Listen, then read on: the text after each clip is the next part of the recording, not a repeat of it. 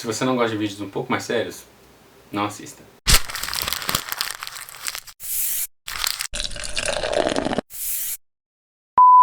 Fala galera, tudo bom? Essa semana eu queria fazer um vídeo um pouco diferente, se vocês me permitem. Já deve ter percebido aí pelo título do vídeo sobre o que é. E esse assunto, sair do armário, esse assunto mais voltado para a comunidade LGBT, é um assunto que me interessa muito. E é uma coisa que eu percebi que eu nunca falei sobre. Além do vídeo do cara homofóbico e do outro da travesti lá na cruz e tal, eu nunca falei sobre. E aproveitando que esse mês de fevereiro fez exatamente um ano que eu me assumi pra minha família e tudo mais, eu achei que nada seria mais conveniente do que conversar com vocês um pouco sobre como foi essa experiência, né? Por duas razões. Uma, como eu já disse, é um assunto que me interessa muito, que eu adoro saber como foi a experiência das pessoas, saber o que se assemelha, o que diferencia para cada um. Eu gosto muito mesmo. E segundo, porque esse tipo de vídeo, de ver essas pessoas se assumindo ou contando como foram as histórias, foi o que me ajudou a sair do armário, que me deu força e tudo mais. O que no mundo ideal não precisaria ter força, né? Mas a gente ainda vive num mundo que você tem que ter medo, né? Eu vou decidir fazer um vídeo mais íntimo, assim, sem muita edição, não vou colocar música de fundo, vou tentar fazer o mínimo de cortes que eu conseguir, mas eu sou uma pessoa que falo muito, eu me embolo demais, então eu vou ter que cortar.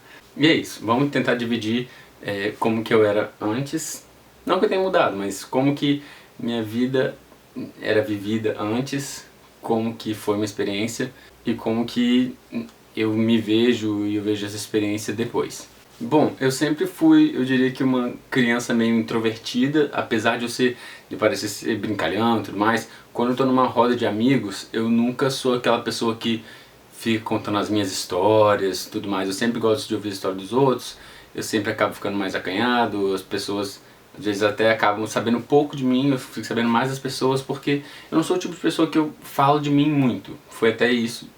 Oh caralho, minha luz.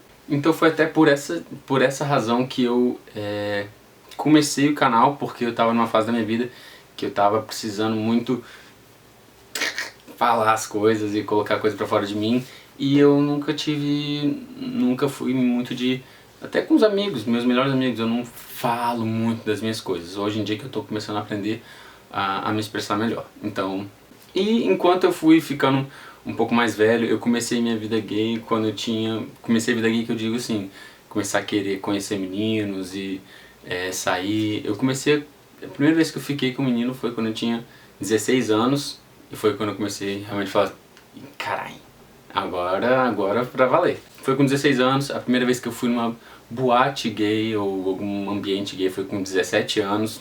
Não me orgulho, gente, esperem vocês terem idade legal pra ir, mas não vou mentir pra vocês. Eu fui menor de idade, usei carteirinha das pessoas, acontece. Quando você é normal, quer sair de casa, boate vai ser o único lugar, boate ou internet vai ser o único lugar que você vai poder conhecer as pessoas. Internet não é confiável. Boate, pelo menos você tá ali vendo as pessoas na cara, então foi o meio que eu escolhi pra entrar no meio, né? E isso causou eu me cansar de ficar no armário muito mais cedo do que muitas pessoas. Eu tenho amigos que até hoje são no armário, e têm 30 anos, entendeu? E eu não queria aquilo pra minha vida. Eu sabia que eu não queria, só que eu não tinha coragem de me assumir. Aí foi crescendo, aquela coisa. Você tenta suprimir, aí vem uma carga maior, bota por cima. Você tenta suprimir ela mais ainda e vai ficando aquela bola de neve em cima da sua cabeça, cada vez mais. Eu passei por uma fase da minha vida que eu ficava com muitas meninas, eu saía pras festas e pegava quantas meninas eu conseguisse pegar, porque eu sabia que eu estava chegando numa fase que meus amigos conseguiam começar a perceber que eu era gay, não que ninguém percebesse antes, mas estava começando a dar mais sinais, e eu não queria que eles percebessem. Então eu achava que se eu ficasse com mais meninas eu iria compensar isso. O que não é verdade, todo mundo sabe. Até que um certo dia, que foi quando eu realmente comecei a me assumir aos poucos para contar para os meus amigos e eventualmente mais pra frente familiares, foi quando eu conheci um primo de uma das minhas melhores amigas. Não foi por acaso, ele era primo dela, então ele estava sempre ali com ela. E eu sabia que ele era gay, que ela já tinha me falado, ele era assumido e tudo mais, e eu não era. Então a gente ficou flertando e tudo mais, olhando assim. Aí, vou pular a história, senão esse vídeo vai ficar muito grande. Acabou que a gente começou a ficar. Ok. Daí eu tava me sentindo extremamente mal porque eu tava ficando com uma prima de uma das minhas melhores amigas e ela não sabia. Então foi aí que eu chamei, até a história foi, eu coloquei, tava eu e ele numa conversa no MSN, eu coloquei elas duas, ela, uma outra amiga, e falei tipo assim, espero que vocês entendam, ou eu falei, não faz tanto tempo que eu nem lembro. Isso foi em 2009? Não, que viagem, foi em 2011. Então eu tava no meu terceiro ano do ensino médio, quando isso aconteceu. Ok, elas foram super de boas, a maioria das pessoas já sabiam, né, gente? Não é uma coisa assim, eu sou viadão mesmo. Ok, pulando um pouco mais pra frente, dando um avançar aí, já estava mais à frente da minha vida gay, já saía mais, já tinha vários amigos gays, apesar de não amigos que eu saía pra balada e tudo mais, não eram amigos de escola, não eram familiares, mas eu tinha amigos gays. E certo dia eu conheci esse menino, que viria a ser meu namorado. Nós namoramos uns 8 meses, 8 e pouco. Enfim, e foi quando eu namorei essa primeira vez que eu namorei um pouco mais sério, foi quando eu realmente pensei, agora eu tenho coragem pra me assumir. Pensei, na minha cabeça, pensei, poxa, estou com essa pessoa, tem alguém aqui pra me dar um suporte caso uma coisa dê errado e tudo mais, então vou decidir me assumir. Acabou, graças a Deus, não me assumi com essa pessoa porque acabou sendo um término muito ruim e não queria estar com aquela pessoa se tivesse acontecido isso. Anyways, esse namoro terminou, por mais que eu não goste de admitir, foi por causa dele que eu decidi ir pra Austrália. Eu não tava nem um pouco afim de ficar aqui em Vitória, que Vitória é muito pequena e eu ia ficar vendo esse moleque em todos os lugares que eu fosse. Então eu decidi que eu queria sair daqui. Apareceu Ciências Fronteiras, foi uma oportunidade que eu vi e eu pulei, abracei a oportunidade. Funcionou. Ok, avançar mais um pouquinho. Cheguei na Austrália, durante meu tempo lá, teve uma fase que eu estava lá, foi mais ou menos um mês, que eu acho, psicologicamente, eu nunca estive tão pior na minha vida. Eu não estava quase comendo, não saía de casa quase, só para ir nas aulas mesmo, porque, aliás, eu estava lá para estudar, mas eu não saía de casa se não fosse para ir para aula. Eu estava sem dinheiro porque eu gastava tudo com balada, então não dava pra comprar comida boa, comia arroz com ketchup, e foi tipo assim, o pior mês da minha vida. Eu não vou entrar em detalhes disso porque isso abre uma porta meio que eu não quero abrir agora. E foi nesse mês da minha vida que eu pensei assim, não tem ninguém que seja responsável por isso além de mim, absolutamente ninguém. Não é meus pais, não é nenhum dos meus amigos, ninguém é responsável por eu estar nessa situação que eu estou agora. Triste, depressivo, ninguém, só eu. E foi quando eu comecei a pesar as coisas na balança. Eu nunca gostei de engenharia, nunca. Foi uma coisa que eu fiz porque eu era bom em matemática e física, e aquele velho conceito, tipo assim, tem que escolher uma profissão que me dê dinheiro, tem que dar orgulho pros pais, blá blá blá blá, aquela besteira toda. Eu já vinha estando infeliz há muito tempo, falava isso com o pessoal da engenharia direto, e foi quando eu decidi assim, eu vou voltar pro Brasil, vou fazer o tempo que eu tenho que fazer por causa do Ciências Fronteiras, e eu vou sair da engenharia, não é o que eu quero pra mim. Junto com essa decisão eu falei, eu não aguento mais ficar dentro do armário. Foi ali que eu decidi que eu ia contar para meus pais no momento que eu voltasse da Austrália. O que acabou se concretizando. Passou esse tempo aí, eu melhorei, dei uma melhorada psicológica.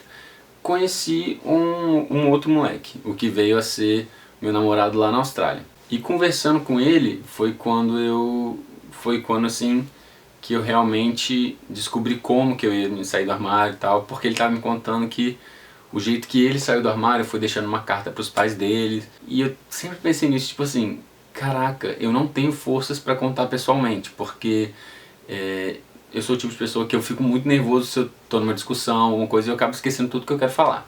Então eu sempre pensei, nossa, eu tenho que contar pessoalmente, que saco, eu não quero contar pessoalmente, mas eu sempre achei que o telefone fosse muito impessoal, que falar pela internet enquanto eu estava na Austrália fosse ser muito escroto da minha parte, porque eles não iam poder me dar um abraço, se fosse o caso, eu não ia poder abraçar eles. Quando ele me contou da carta, eu falei, caraca, uma carta pode ser uma boa ideia. Então, avança. Cheguei da Austrália, cheguei no final de janeiro do ano passado. Deixei passar as primeiras semanas de fevereiro, porque era meu aniversário, era carnaval, e eu falei pra minha irmã já sabia de antes, nem falei dessa parte, desculpa.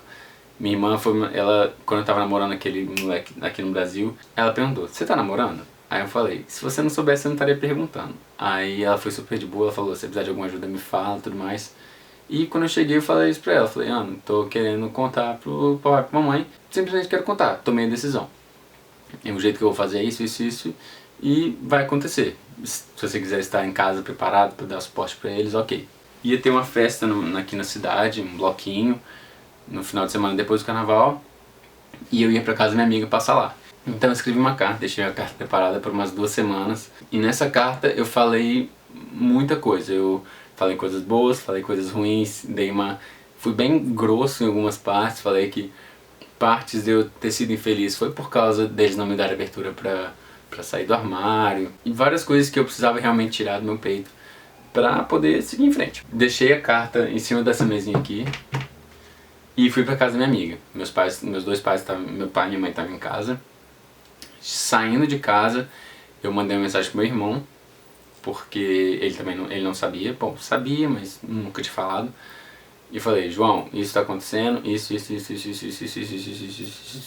Mandei mensagem de texto pra ele. Ele falou, ele também foi no nível da minha irmã, foi super tranquilo, nenhuma objeção, falou que chegou até a fazer uma piada que se um dia eu quisesse trazer alguém pra casa ele saía do quarto, porque a gente dorme junto, ele dorme aqui em cima, eu durmo aqui. Então foi perfeito. Chegando na casa da minha amiga, eu mandei uma mensagem pros meus pais. Falei, pai, mãe, deixei uma coisa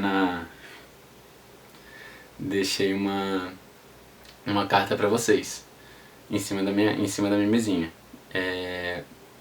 Leiam quando vocês tiverem tempo, não me liguem, não me mandem mensagem, eu volto pra casa domingo. Isso foi na sexta-feira à noite.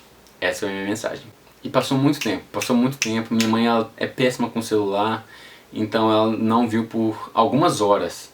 Depois de algumas horas eu recebo a seguinte mensagem: filho, nós te amamos de qualquer jeito, volte pra casa quando você quiser, beijo papai e mamãe, te amamos. E aquilo assim, fez o meu dia, fez a minha noite, foi uma das respostas mais... não podia nem esperar. Eu pensei que eles não iam responder, a gente só ia chegar em casa... nem sabia que... na verdade eu não sabia o que eu esperava. Na minha cabeça eu achava que eles não iriam responder, porque eu falei pra não mandar mensagem, e a gente só iria conversar no domingo, alguma coisa assim. Acabou que eu fui pra festa lá no dia seguinte, no bloquinho com minhas amigas, e à noite eu liguei pro meu pai pra ele me buscar, que eu não tava afim, por causa desse clima assim, eu tava meio querendo ir pra casa. E a gente conversou só no domingo. Por mais que ele tenha me buscar, eu falei, pai, não tem como a gente conversar agora, vamos conversar só no domingo. E foi assim, não diria que foi a resposta mais das melhores, porque meus pais são muito religiosos, então a religião é uma coisa que conta pra eles. Na verdade, uma coisa que eles mesmos falaram e que eu falei foi que eles simplesmente não tinham conhecimento do que era o mundo gay, eles só tinham conhecimento do que era passado na televisão. Nenhum dos dois tem amigos gays, então nenhum dos dois sabe como que é a realidade. Não é só AIDS, não é só pegação, não é só putaria. Nós não somos frutos do diabo, nós não vamos levar o mundo para perdição. Então isso foi uma das coisas que eu falei e eu até coloquei na carta que eu escrevi para eles.